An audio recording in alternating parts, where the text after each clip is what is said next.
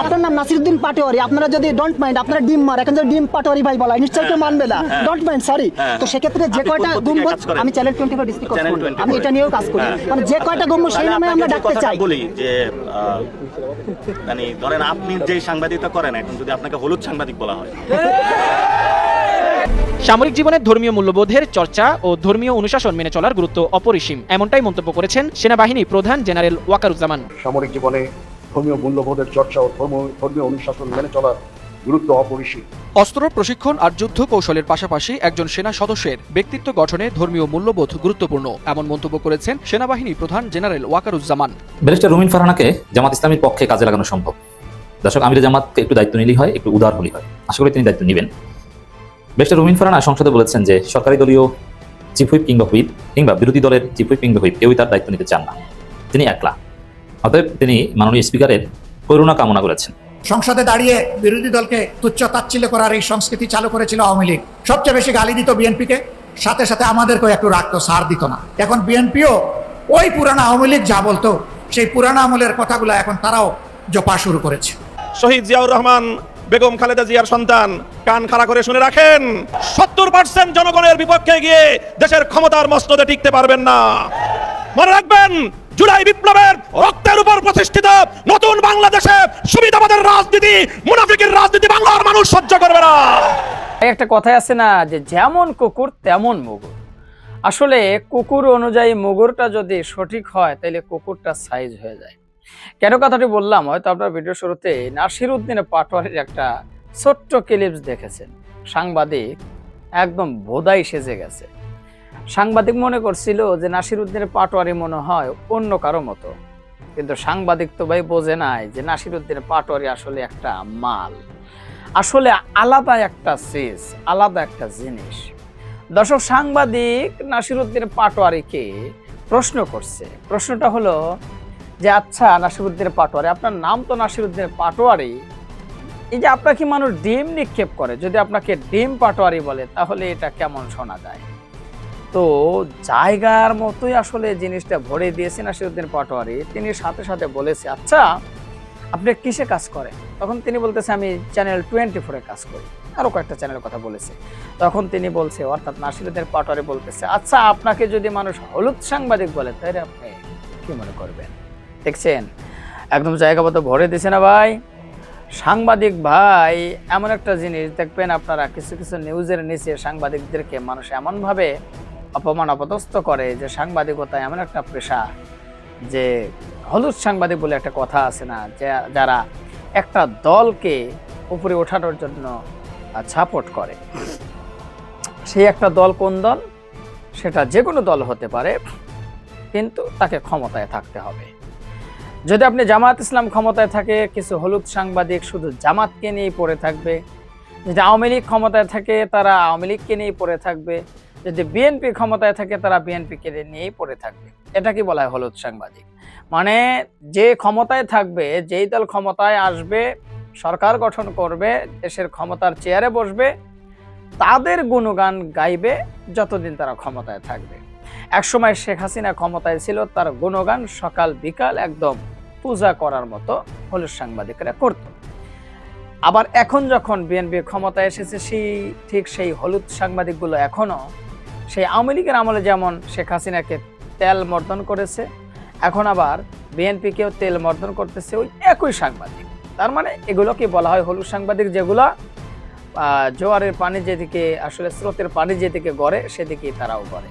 হ্যাঁ, তারা যেই ক্ষমতায় আসুক তাদের পক্ষ নিয়ে তাদেরকে তেল মর্দন করতে থাকে। মানে কোনটা সঠিক কোনটা ব্যাঠিক এটা তারা খুব কমই বোঝে।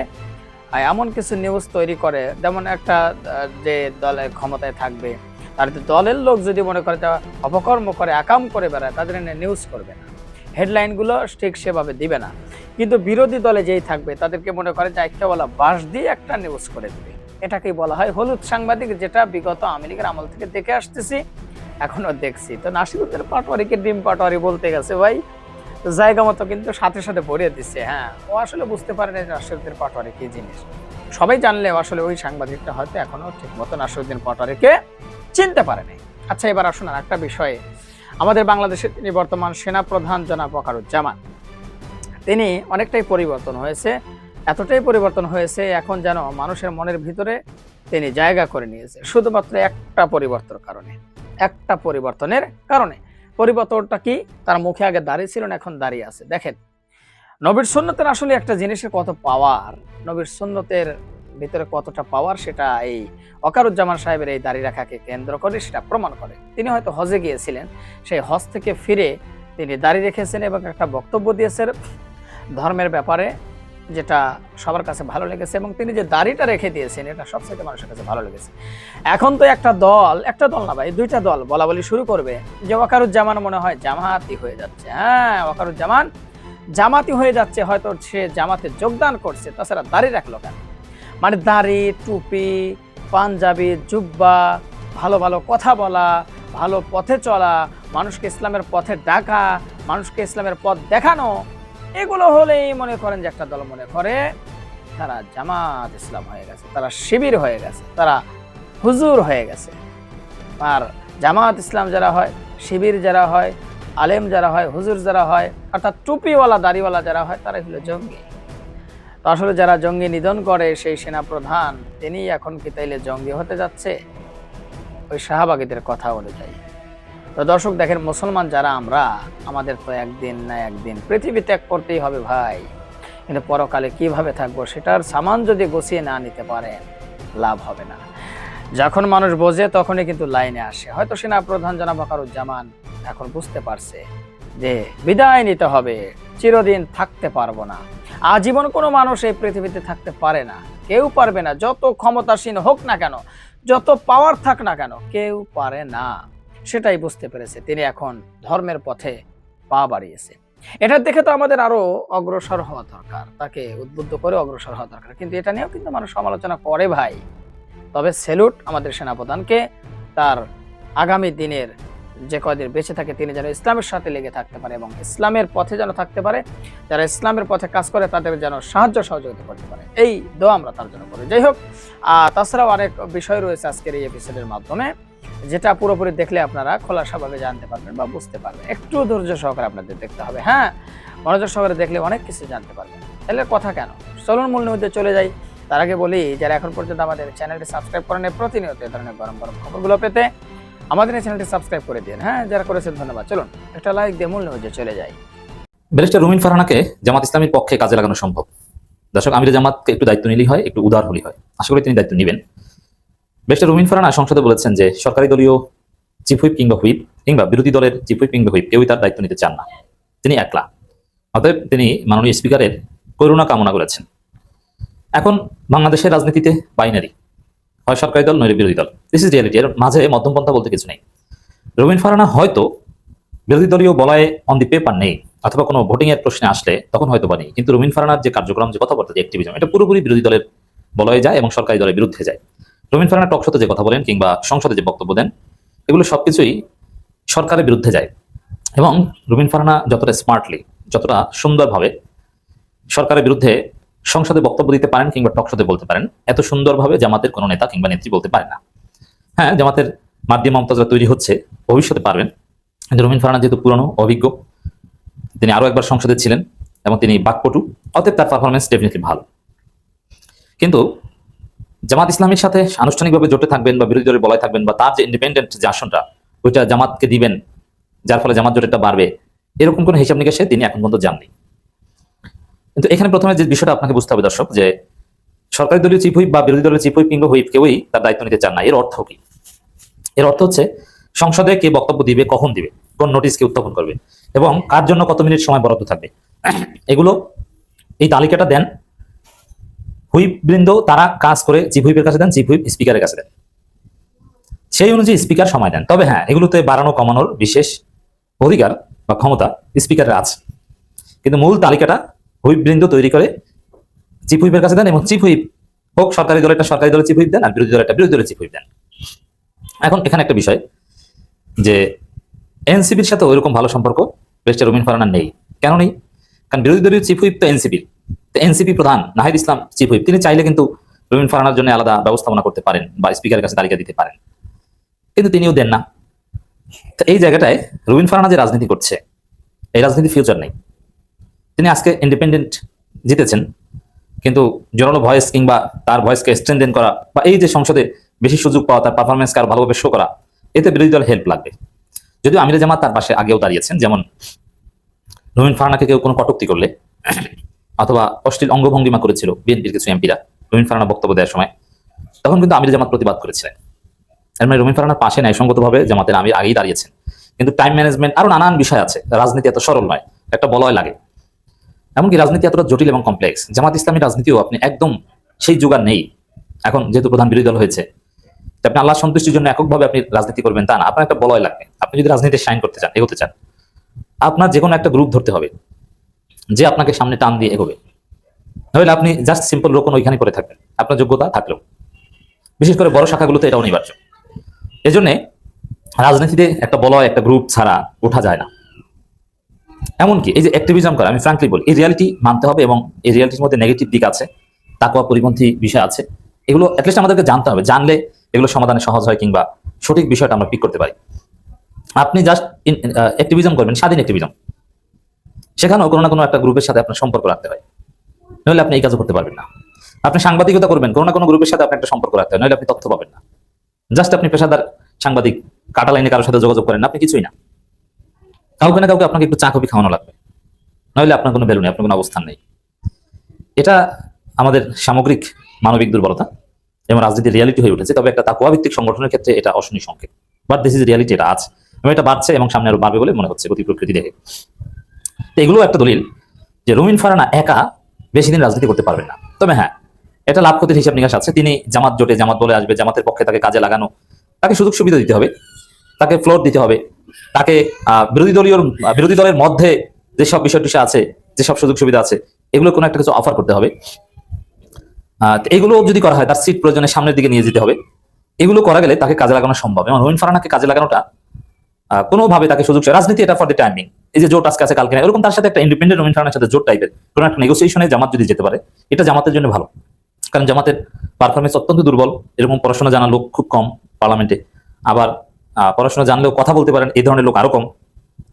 যেমন ব্যারিস্টার নজিব মোমেন জানাশোনা লোক, বাট তার কথার মধ্যে ক্ষিপ্রতা নেই, কথা বলতে পারেন। মাহবুব সালেহি ব্যারিস্টার মানুষ, কিন্তু কথার মধ্যে কিন্তু এরকম ক্ষিপ্রতা নেই। কিন্তু Rumin Farhana all in all, barrister, আবার জানেন রুমিন ফারহানা পড়াশোনা করেছেন, অনেক কিছুই জানেন, আবার কথা বলতে পারেন। সংসদ হচ্ছে কথার ফুলঝুরি। আপনি কিভাবে কথা বলছেন, আপনার বক্তব্যের ধরন, এগুলি হচ্ছে আপনার পারফরমেন্সের মানদণ্ড। সংসদ মানে হচ্ছে কথা, বক্তৃতা, ওটা একটা বক্তৃতা হাউস। কাজ টাজ আছে, কিন্তু আমরা মূল্যায়ন করি, আমরা দেখি তো বক্তৃতা। অতএব এই ঘাটতি পূরণ করতে রুমিন ফারহানাকে কাজে লাগানো সম্ভব বলে আমরা মনে করি। রুমিন ফারহানার কার্যক্রম যে কথাবার্তা যে জামাত জোটের পক্ষে যাচ্ছে, তার প্রমাণ দিয়ে দেখেন। সংসদে সালাউদ্দিন আহমেদ বলেছেন যে এই সংসদে কোনো ঋণ খেলাপি নন, যারা আছেন তারা ঋণগ্রস্ত, অথচ এটা মিথ্যা কথা। তো এর জবাব রুমিন ফারহানা যেভাবে দিয়েছেন, এত সুন্দরভাবে কেউ দিতে পারেনি। প্রধানমন্ত্রী তারেক রহমানের জন্য আগামী 3টি মাস খুবই ঝুঁকিপূর্ণ, অত্যন্ত চ্যালেঞ্জিং, প্রতিযোগিতামূলক, এবং তার জন্য এটা রীতিমতো অস্তিত্বের লড়াই। অবস্থাটা এরকম, বাঁচলে মানে গাজী, মরলে শহীদ। তিনি যদি 3টি মাস চমৎকারভাবে টিকে যান এবং চালাতে পারেন, তাহলে দীর্ঘমেয়াদে এই সরকারের যে স্থিতিশীলতা এবং এই সরকারের যে টিকে যাওয়া, এটি অনেকটা সম্ভব হবে। কিন্তু 3 মাসে যদি তিনি ব্যর্থ হন, কিংবা ব্যর্থতার পথে এখন যেভাবে এগুচ্ছেন সেভাবে এগুতে থাকেন, তাহলে আর যাই হোক না কেন, ব্যক্তি হিসেবে তারেক রহমান সাহেব, তারপর তার পরিবার, তারপর তার দল এবং তার দলের সঙ্গে অন্যান্য যে সকল সাঙ্গপাঙ্গ, সাহায্যকারী, সহযোগী যারা জুটেছেন, সকলের জন্য এক বিভীষিকাময় দুর্নিবার বিপদ এবং বিপত্তি অপেক্ষা করছে। সেটা কেন এবং কিভাবে, একটা একটা করে আমি খুব ধীরে সুস্থে বলার চেষ্টা করব সংক্ষেপে। প্রথম কারণটা হলো প্রাকৃতিক। আপনি দেখুন যে কতগুলো পরিবার যাদের জীবনে দুর্ভোগ, দুর্দশা নিত্য নৈমিত্তিক, কতগুলো পরিবার, কতগুলো ব্যক্তি যাদের জীবনে হতাশা, অপমান, দুঃখ, দুর্দশা, এমনকি আরও মারাত্মক কিছু, এটি অহরহ ঘটে থাকে। এদের জন্ম হয় মূলত কষ্ট পাওয়ার জন্য। কোনো পাপ না করলেও কী করেন আল্লাহ রাব্বুল আলামিন জানেন, এটা একটা প্রাকৃতিক বিষয়। তো সেই দিক থেকে আপনি যদি শহীদ প্রেসিডেন্ট জিয়াউর রহমান, তাহলে কিংবা বেগম খালেদা জিয়া, এদের জীবনের পুরোটা আপনি মূল্যায়ন করুন। আমরা এখন অনেকে বেগম জিয়াকে স্লোগান দিচ্ছি, কিন্তু তিনি তো জীবনের একটা বিরাট সময়, 17 বছর যে কষ্ট করেছেন, এটা পৃথিবীর কয়জন নারী এই কাজগুলো করেছে? কিংবা ধরুন এরশাদের জমানাতে তিনি পুরো 9টি বছর, এখানে 17 বছর বা 19 বছর, 111 থেকে এই পর্যন্ত 19 বছর তিনি যে কষ্ট করেছেন, আর 10 বছর এরশাদের জমানাতে, তো 10 আর 19, 29 বছর কন্টিনিউয়াসলি তিনি অপমানিত হয়েছেন, লাঞ্ছিত হয়েছেন, কষ্ট পেয়েছেন। তার আগে তার স্বামীর মৃত্যু, যে বিভৎস মৃত্যু, এবং পরিবারটি যেভাবে অসহায় করে রেখে যাওয়া হয়েছে। অর্থ সংকট ছিল, দুটো, একটা বালক আর একটি কিশোর সন্তান। তাদেরকে নিয়ে এই বিধবা মহিলার জীবনের যে সংগ্রাম, আচ্ছা বলুন তো, এই সংগ্রামের সঙ্গে আপনি তার আভিজাত্য, তার শিক্ষা, তার প্রাপ্তি, এগুলো মেলাতে পারবেন না। মনে হচ্ছে যে প্রাসাদ নন্দিনী প্রাসাদের মধ্যে বসে বন্দিনী হিসেবে কাঁদছেন।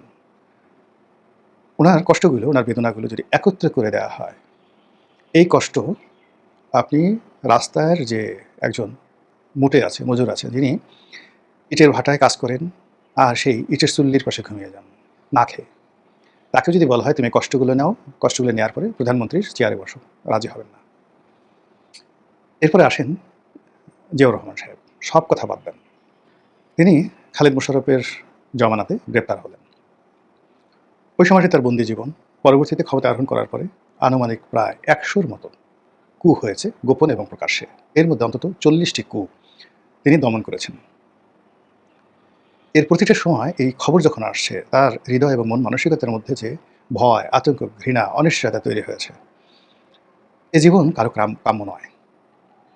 এরপর তিনি যেভাবে তাকে মারা হয়েছে, ছিন্ন বিচ্ছিন্ন করে দেওয়া হয়েছে লাশ। আপনাদের মধ্যে কে বলেন তো রাজি হবেন যে 3.5 বছর আপনি ক্ষমতায় থাকবেন, ক্ষমতার পর চট্টগ্রাম সার্কিট হাউসে আপনাকে ওভাবে জিয়াউর রহমানের মতো ব্রাশ ফায়ার করে মেরে ফেলা হবে? এরকম ঘোষণা দিয়ে বাংলাদেশে একজন লোক আপনি পাবেন? কেউ পাবেন না, কেউ যাবে না। এখন তারেক রহমান সাহেবের জীবনে আসেন। তিনি কিশোর বয়সে পিতা হারিয়েছেন। তার মায়ের দুর্ভোগ এবং দুর্দশা চাক্ষুষ তিনি দেখেছেন, এবং কোনো সন্তানই তার পিতামাতার এই দুঃখ কষ্ট ধারণ করলে তার স্বাভাবিক মনোবিকাশ হয় না। এরপর তার নিজের উপর যে জুলুম চলেছে, অত্যাচার চলেছে, এবং তিনি 18-19 বছর এক্সাইলে দেশের বাইরে ছিলেন। কাজে আপনি চিন্তা করুন, এই জিয়া পরিবারের উপরে যে সকল গ্রহ নক্ষত্রে নড়াচড়া হচ্ছে, এটাকে আপনার প্রাকৃতিক একটা বৈশিষ্ট্য সামনে আনতে হবে, যে এই প্রাকৃতিক বৈশিষ্ট্যকে কীভাবে অ্যাভয়েড করা যায়, কোন কর্ম দ্বারা, কোন জাদু দ্বারা, কোন মন্ত্র দ্বারা। এই বিষয়গুলো পৃথিবীর তাবৎ ধর্মে এ সকল বিষয় যখন ঘটনা ঘটে, তখন সেখানে প্রতিবিধান আছে। অল অফ দ্য ফিলসফি, পৃথিবীর এমন কোনো দর্শনশাস্ত্র নেই এই প্রকৃতির এই লীলা খেলাকে অস্বীকার করতে পারে, এমন কোনো ধর্ম নেই অস্বীকার করতে পেরেছে। আর এগুলো থেকে রক্ষা পাওয়ার জন্য যে কর্মকাণ্ড যা কিছু আছে, তার একটি সিঙ্গেল নমুনা বিএনপি বা তার দলের লোকজনের মধ্যে নেই। ফলে প্রথম কাজ হলো তারেক রহমান সাহেবের যে গ্রহ এবং নক্ষত্র, এই গ্রহ নক্ষত্র প্রাকৃতিক নিয়মে স্বাভাবিক অবস্থায় নেই। এই গেল এক। 2 নম্বর হলো যে আমাদের দেশের প্রাকৃতিক যে সময়, জুন, জুলাই, আগস্ট, এই 3টি মাস আমাদের দেশে বহু দুর্ঘটনা ঘটে। ঝড়, বৃষ্টি, বন্যা, বাদল, ফসলহানি, মানুষের মন খারাপ, প্রকৃতি বিরূপ পরিস্থিতি, সব মিলিয়ে এই সময়টিতে যে সকল দুর্ঘটনা ঘটে, এটার চূড়ান্ত একটা ফলাফল হয় সেপ্টেম্বর মাসে। কাজেই এই যে তারেক রহমান সাহেবের এখন যে সময়, জুন মাস যাচ্ছে, জুন, জুলাই, আগস্ট, এই 3টি মাসের যা কিছু কর্ম, এটি সেপ্টেম্বর মাসে আপনারা দেখতে পাবেন। আপনি যদি শেখ হাসিনার জীবন দেখেন, একই ঘটনা ঘটেছে। আপনি যদি জিয়াউর রহমানের ঘটনা দেখেন, এরশাদের ঘটনা দেখেন, তারপর খন্দকার মোশতাকের ঘটনা দেখেন, সবই কিন্তু জুন, জুলাই, আগস্ট, সেপ্টেম্বরের শেষ সব কিছু। তো সেই দিক থেকে এই যে আগামী 3টি মাস দেশের অর্থনীতি, budget, tax collection, foreign relation, বিদেশের সাথে বন্ধুত্ব করা, সরকারি স্থিতিশীলতা, আমলাতন্ত্রের উপর, রাষ্ট্রতন্ত্রের উপর প্রভাব বিস্তার করা, সব কিছু নিয়ন্ত্রণে আনা, জনগণের কল্যাণ সাধন করা, জনগণকে সরকারের পক্ষে নিয়ে আসা, প্রতিদ্বন্দ্বীদের মনে ভয় সৃষ্টি করা, আর প্রতিপক্ষ যারা রয়েছে তাদের সঙ্গে সহনশীল সম্পর্ক। আচ্ছা বলেন তো, একটা উপকরণ জনাব তারেক রহমান সাহেবের পক্ষে আছে? সরকারের 4 মাসে কোনো একটি রাষ্ট্রের সঙ্গে কি কৌশলগত সম্পর্ক স্থাপন করা গিয়েছে? আগামী 3 মাসে করা যাবে তার কোনো নমুনা আছে? প্রশ্নই আসে না। তিনি মালয়েশিয়াতে যাচ্ছেন, মালয়েশিয়াতে যেখানে বর্তমান প্রধানমন্ত্রী ডক্টর মোহাম্মদ ইউনূসের ঘনিষ্ঠ বন্ধু, যিনি ডক্টর মোহাম্মদ ইউনূসের সঙ্গে দেখা করতে কোনো রকম প্রোটোকল ছাড়া চলে এসেছেন, তো সেই দেশে তারেক রহমান সাহেব যাচ্ছেন, সেখানে ডক্টর মোহাম্মদ ইউনূসের সাথে সম্পর্কটা লেনা দেনা একটা গুরুত্বপূর্ণ বিষয়।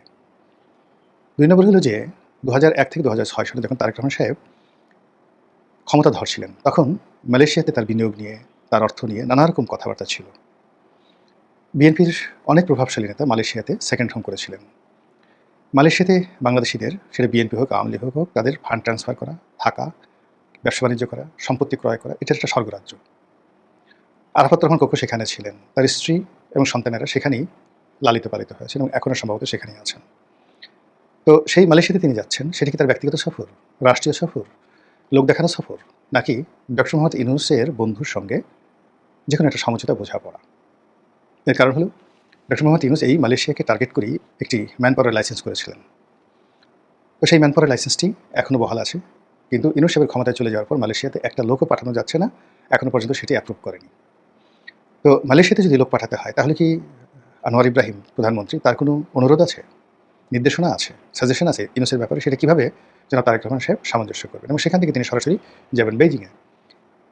আমেরিকার সঙ্গে যে চুক্তি হয়েছে, যে কোঅপারেশন, সেই কোঅপারেশনটি মাথার উপর রেখে বেইজিংয়ে যাওয়াটাই মানে আমার কাছে ওয়াইজ মনে হচ্ছে না কোনোভাবে। খলিল রহমান বলেন, বাংলাদেশে এমন কোনো কূটনীতিবিদ নেই যে আমেরিকার এই যাকে বলা চুক্তিটা মাথায় নিয়ে বেইজিংয়ের সঙ্গে সম্পর্ক স্থাপন করবেন এবং বেইজিংয়ের প্রাইভেট এবং পাবলিক ফান্ড বাংলাদেশে আনবেন। এটি শুয়ের পেছন দিয়ে উঠ ঢোকার মতো অসম্ভব একটি ঘটনা। কাজে বেইজিং যাওয়ার আগে তাকে দুটো বিষয়ের সিদ্ধান্ত নিতে হতো বা হবে। এক, আমেরিকার সঙ্গে থাকবেন, বেইজিংয়ের সঙ্গে জাস্ট ফরমাল, আর আমেরিকাকে তালাক দিয়ে বেইজিংয়ের কৌশলগত বন্ধুত্ব হবেন বা বন্ধুত্ব শুরু করবেন বেইজিংয়ের সঙ্গে। আগামী 3 মাসে তিনি বা তার সরকার এরকম একটি গুরুতর সম্পর্ক স্থাপন করবেন, রিলেশন করবেন বা যা কিছু করবেন, এটা অসম্ভব একটা বিষয় হয়ে দাঁড়িয়েছে। এর বাইরে ভারতের কূটনীতি তো আছেই। অন্যদিকে আওয়ামী লীগ, জামাত, বামপন্থী রাজনৈতিক দলগুলো, এমনকি সেই যে 2001 সন থেকে 2006 সন পর্যন্ত সারা বাংলাদেশে যেভাবে বাংলা ভাই, যেভাবে শায়ক আব্দুর রহমান, যেভাবে আনসারুল্লাহ বাংলা টিম, তারা তাদের কর্তৃত্ব প্রতিষ্ঠা করে ফেলেছিল, সেটা এই জমানাতেও ইউনূস জমানার চেয়ে বেশি চলছে, কিন্তু তারা রাগ করছে না। ইউনূস জমানাতে তারা খোলস ছেড়ে বের হয়ে এসেছিল। আপনি হিজবুত তাহরিরকে দেখা যেত, তারা প্রকাশ্যে তাদের কাজকর্ম চালাতো, এবং প্রশাসন রাষ্ট্রযন্ত্রে অনেক হিজবুত তাহরির লোক এখনও আছে। ইউনূস জমানাতে তারা ওপেন হয়েছিল, মনে করা হতো তারা আসলে জামাতের লোক, কিন্তু বেসিক্যালি নট, তারা হিজবুত তাহরির লোক। ইটস গোপন একটা সংগঠন, অত্যন্ত শক্তিশালী। এই সংগঠনটি গত 4 মাসে তারেক রহমানের জমানাতে একেবারে নিশ্চুপ হয়ে আছে, কিন্তু তাদের অ্যাক্টিভিটিস আগের চেয়ে আরও বেশি করে চলছে। It is very dangerous for mister Rahman. তো মিস্টার রহমান মানে তারেক রহমান, তিনি যে কাজগুলো করছেন সেই কাজগুলোর মধ্যে মেধার ধারাবাহিকতা, এগুলোর পরিবর্তে চমক বেশি দেখা যাচ্ছে। তিনি এখানে রাষ্ট্রসত্তার যে অস্তিত্ব, বিএনপির যে অগ্রযাত্রা, এগুলোর চাইতে চমক সৃষ্টি করা, নিজে গাড়ি ড্রাইভ করা, মিডিয়াতে বারবার আসা, এবং যে কোনো কারণে তার কন্যার, তার স্ত্রী, তাদের প্রশংসা, তাদের ইতিবাচক গুণগান মানুষ করুক এবং সেই জিনিসগুলো সামনে আসুক, এই কাজগুলো সরকার বা রাষ্ট্র যুগপৎভাবে করছে। জামিউর রহমান খেলছেন, বাম্পা দিয়ে গোল করছেন, এটাকে ভাইরাল করা হচ্ছে কেন? দর্শক, আশা করি পুরো ভিডিওটি দেখেছেন। এবার অবশ্যই আপনাদের মূল্যবান মতামতটা জানিয়ে দিন, পারলে ভিডিওটি শেয়ার করে সবাই দেখার সুযোগ করে দিন। আর আমাদের চ্যানেলে নতুন হলে সাবস্ক্রাইব করুন, যারা ইতিমধ্যে সাবস্ক্রাইব করেছেন সবাইকে ধন্যবাদ জানিয়ে ভিডিওটি এখানে শেষ করছি। দেখা হচ্ছে নতুন করে ভিডিওতে, সে পর্যন্ত সবাই ভালো থাকবেন, সুস্থ থাকবেন। আল্লাহ হাফেজ।